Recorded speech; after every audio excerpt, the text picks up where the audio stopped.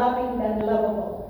Jesus came to love the unlovable. So if He loved us, once upon a time we are unlovable in God's eyes, we can be able to love the unlovable.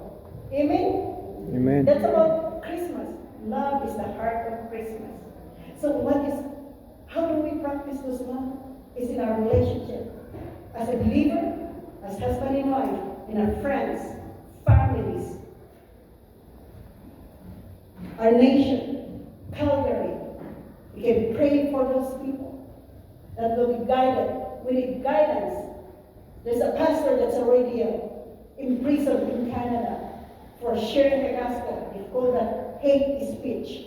So we need to pray for Canada because of all the different kinds of people arising to be in the government. They're changing the laws. So I hope that we continue, that the prayer of those who went before us will continue to pray that this country, whoever comes here, you will experience the Apo Diyos Kuma. Amen? Amen.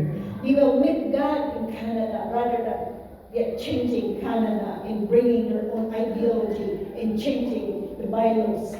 And it's very hard. Things are happening, so they are asking for prayer, petition. That's happening right now. So you call your MPs, something like that, about this.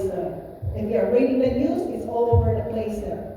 It's about hate speech. The Bible becomes a hate speech because it contradicts some people's view. That's what they said.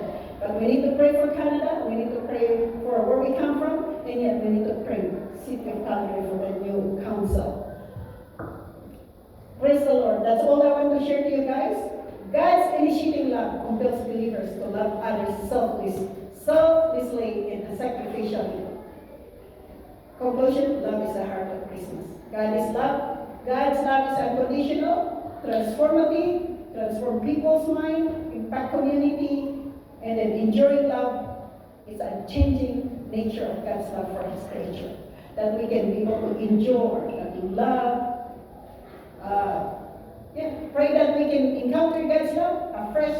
Use us as an agent of His love. Amen, guys? Amen. That's all I want to share this morning. So let's all stand up.